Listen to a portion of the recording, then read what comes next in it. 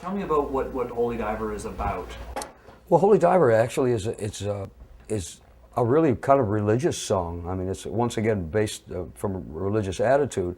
I have a tendency to do that a lot too, because I think that, especially the religion that I grew up with, Catholicism, has gotten itself so far behind the current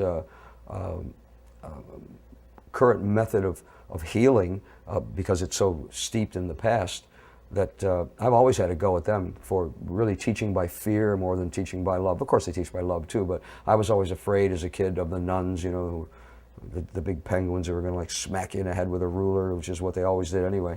Or the fact that, you know, if you do something wrong, you're going to go to hell, and you know, you're going to suffer terribly. And whoa, I mean, give me a break here. What's going on? Here's your God. He's that man nailed up on a cross there. You know, oh my God. Again, it was so much more by fear that I just really divorced myself from most of those attitudes. So anyway, the song Holy Diver is really about a Christ figure who on another place, not Earth, has done exactly the same as we've apparently experienced, or supposed to have experienced on Earth, dying for the sins of man so that man could start again and be cleansed and do it properly.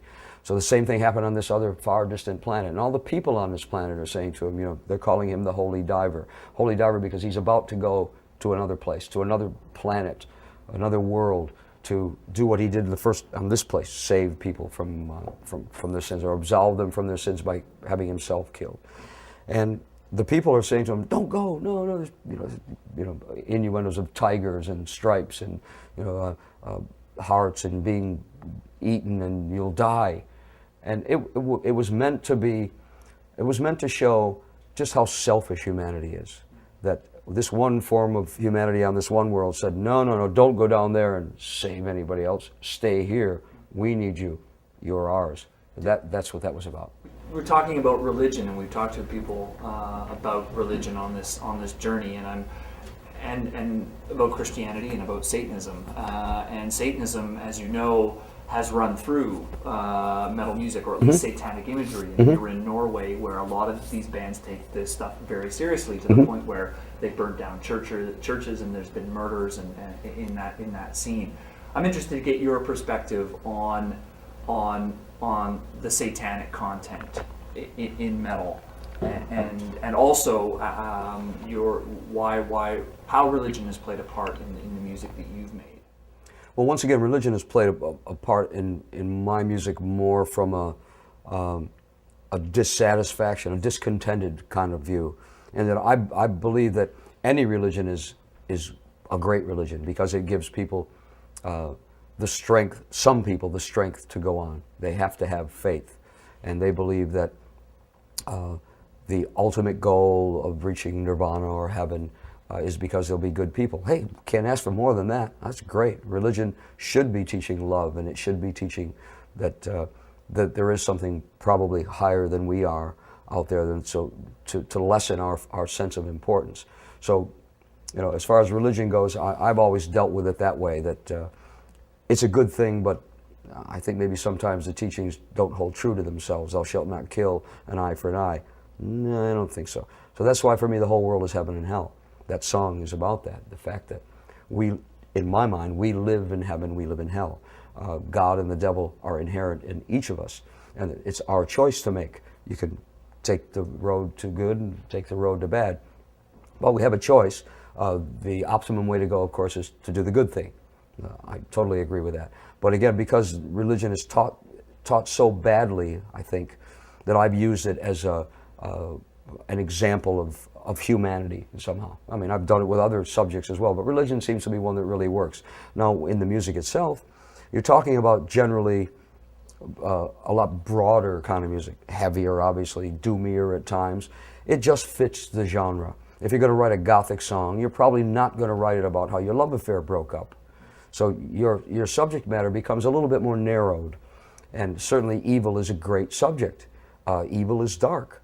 Evil is something that we know about but don't understand why it happens, and don't really ever meet up with the devil. So again, it's kind of having to use your own imagination. It's really the same with a God, unless you believe that it's a white guy sitting with a robe on a chair someplace.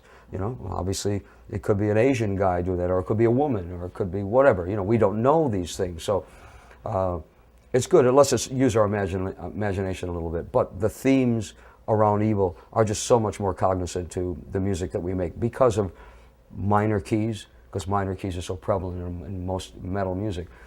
It's hard to write a song in an entire minor key and talk about, you know, nice things. It just is. So it's a vehicle. It's a good vehicle. In my case, I've done it differently.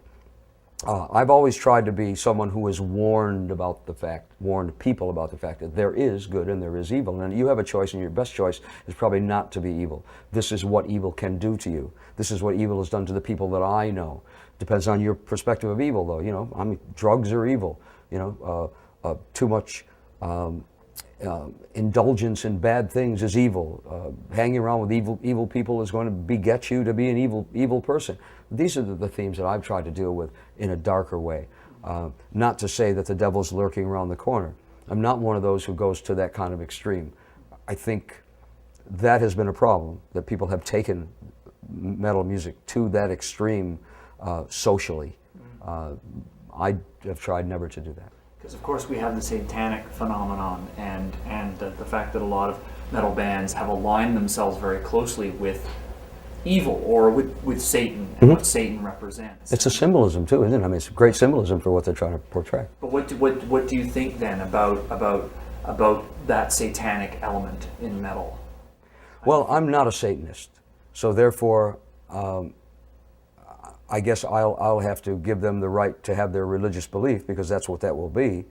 I mean, really, it's like witches at the end of the day. I mean, witches are normally pretty good people, and you know, you only get the satanic end of it that happens that way. Just hang on, Ronnie. Yeah, sure. Flip the mag. And, What's this called? Slate. Slate. When I apply for the patent, I want to make sure that the slate. Oh.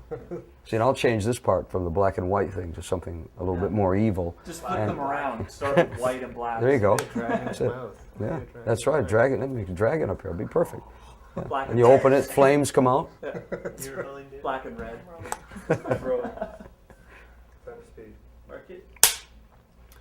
So, Ronnie, just continue with your thoughts on the satanic content of heavy metal. Okay, again, you know, from my perspective, it's always been a warning about it. Look, there's evil, a lot of evil out there in the world. In case you don't know that yet, there's a lot of evil in the world. So that's really the way I deal with it.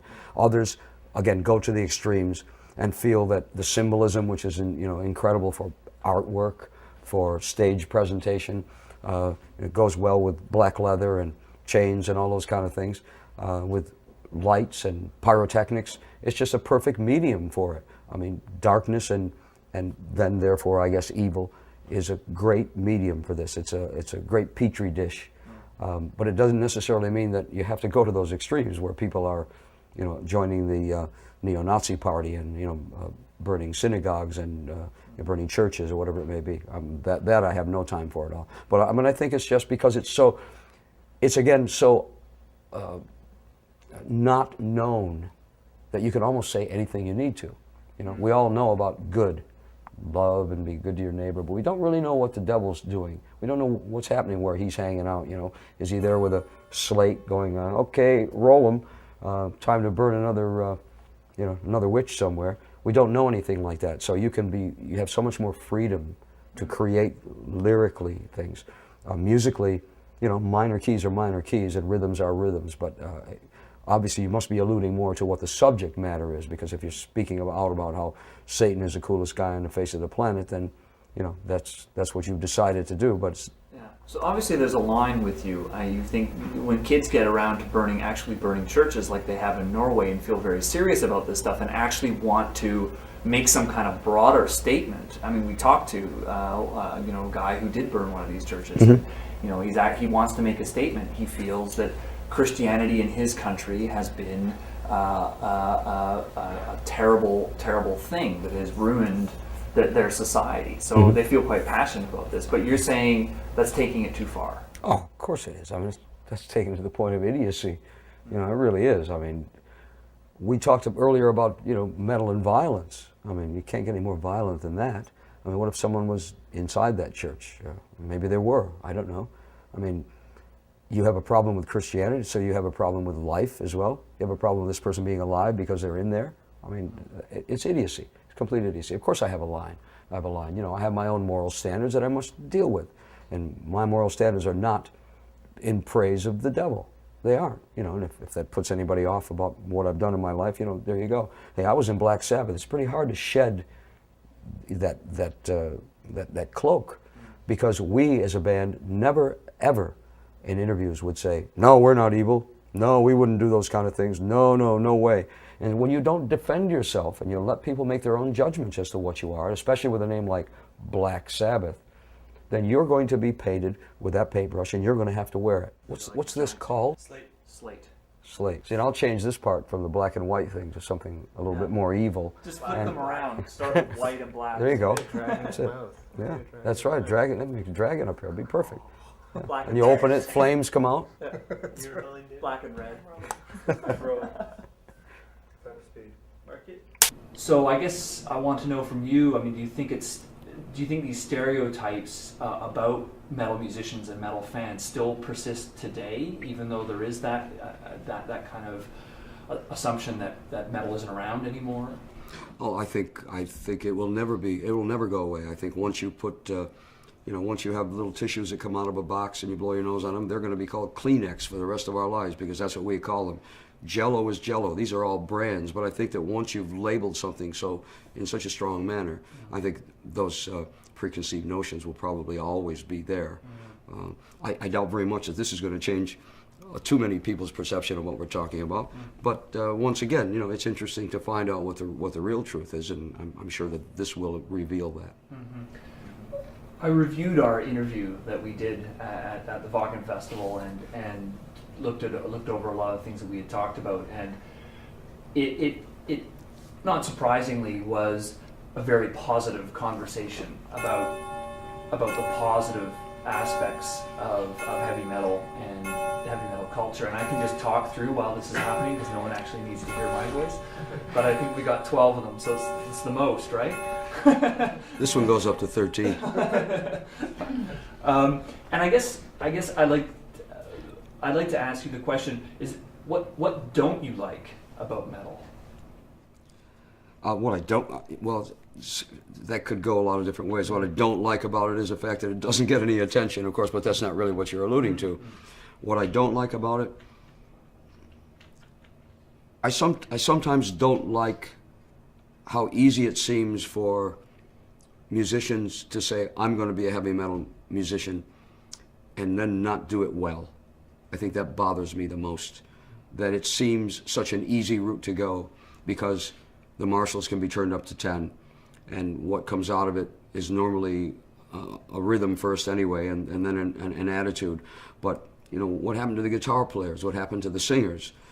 I've found that it has become too easy an avenue to just go out and flail away at your instrument and screech away at your voice, or mumble away.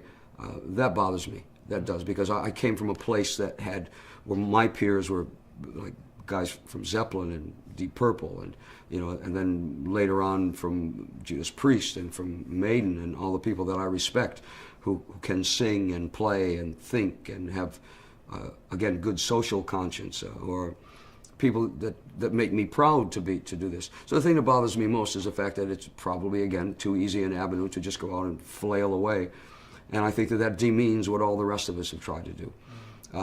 Other than that, there's nothing that I don't like about it. Musically, I love it. I love it because it's all about the attitude. I always wanted to be in a band that just went out and went, how loud can we be tonight? And how strong can we be tonight? That's just something that always attracted me as a musician. And I think that's one of the things that attract fans as well. The fact that it is so damn aggressive all of the time. And, to me, it's always been the difference between if in my younger days, if I was going to have to play a show with other bands, and if one of them was a band who was very popular, but were playing pop music, even though there were a lot of people there to see them, and we were next, that was the best part of it all, because then it was like, wow, check this out. I was proud to be heavy. That's the thing I always wanted to be. I was so proud to play heavy music. No matter what came before us, no matter how successful it was, we knew there was always 2 or 3 people in that audience going, yeah, that's what it's all about. So, that's what I love the most about it, is the music and what it has allowed me to do, which is to be as aggressive as possible and to play really heavy music, but still with hopefully some great musical ethics. Are you an aggressive person? Yes, I am. Yes, I am. I'm quite, laid back when there's nothing going on that bothers me. But yes, I am an aggressive person. I don't think you become successful unless you're aggressive. But then again, there are different kinds of aggression. There's violent aggression and there's sensible aggression. I think I'm a more sensible, aggressive person. I look around me and see what's happening in the world, and I know that those are going to affect my decisions. I listen to the music, I observe the people around me within the music I make, and I decide how I have to use my own aggression. But yes, I'm aggressive because I want to succeed, and I'm aggressive because I'm opinionated. And what you have to do is, it's easy to be opinionated and aggressive, but you have to prove that you're worthy to be opinionated and aggressive. And I think that's what I've always tried to do. Hopefully I've achieved it, 85% of that way. But yeah, I'm aggressive. And I think we talked a little bit about this before on the issue of aggression. I mean, something we're trying to work out, or at least talk about in this documentary is that whole aggression and violence association with metal. And I think that I don't know if we'll be able to say metal people are this way in one way or not, but it strikes me that maybe metal people aren't all that aggressive, and that this becomes the only vehicle. Because actually, I don't consider myself to be a very aggressive person at all, and I think that I often think maybe the reason why that is because I've always had this place. So whatever I have of aggression within me, whatever is there is expressed through this music. Absolutely. Whether I play it or listen to it or what. Of course, that's the whole secret. That is exactly the secret to it all. It is a release of aggression. This kind of music, if you go to a concert and you see people, as you will obviously in this film, you'll see people out there reacting, very, from headbanging to just very, very aggressive attitude. But that's the whole point of it. They go to that show, and by the time the show's over, the aggression has been expressed, and they just go on their way. Let's go have a couple beers. I don't find metal people aggressive after the fact. I find them no more aggressive than the people who destroy a town after an NBA championship game or after a hockey championship game. It seems to be very fashionable that if you win the championship, then you better destroy the town. I don't quite understand that one, and I've never really seen that happen to metal crowds because their aggression has been expressed, and they're, all right, I feel so much better now. I mean, I think it's the perfect release for aggression. I think all psychiatrists and psychoanalysts should prescribe go to metal shows, go scream and yell your head off, and then you'll probably be pretty happy after that. You are a great example. You don't appear to be an aggressive person. I'm sure I don't appear to be an aggressive person sitting here either, because we release our aggression through the music. And I think that that's always been my feeling about this, that that's what allows me not to be a violent, aggressive person. But hey, we've had some pretty stunning riots going on at pop concerts and in other places as well. And people are what people are. If you piss them off, they're probably going to get rather violent if you piss them off for long enough, and that's going to happen with any audience. So I think that it's a real misnomer to attach violent aggression to blanketly to metal music. Mm-hmm.